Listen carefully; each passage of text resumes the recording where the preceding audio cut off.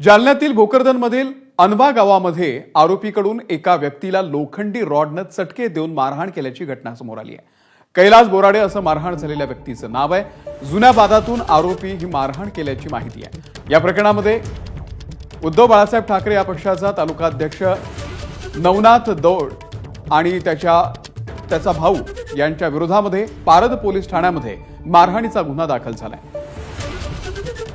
रवी मुंडे आपल्याला या संदर्भातले अपडेट देतील। रवी, अमोल, रात्री उशिरा या प्रकरणी गुन्हा दाखल झालेला आहे।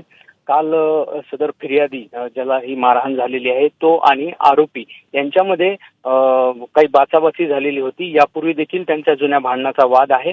शेतवस्तीवरती दोघांमध्ये आधी वाद झाला, त्यानंतर सदर आरोपींनी एका मंदिरामध्ये या फिर्यादीला म्हणजे तक्रारदाराला गाठून मारहाण केली आणि त्याला लोखंडी रॉडने चटके दिल्याचा आरोप आहे।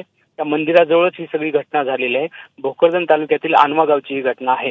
काल उशिरा तक्रार दिल्यानंतर उभाटाचा तालुका अध्यक्ष नवनाथ दौड आणि त्याच्या भावाविरुद्ध ही तक्रार दाखल झाल्यानंतर हा गुन्हा दाखल झालेला आहे पारद पोलीस ठाण्यामध्ये।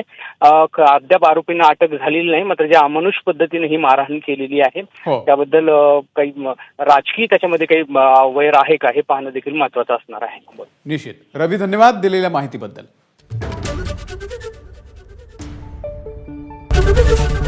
एबीपी माझा, उघडा डोळे बघा नीट।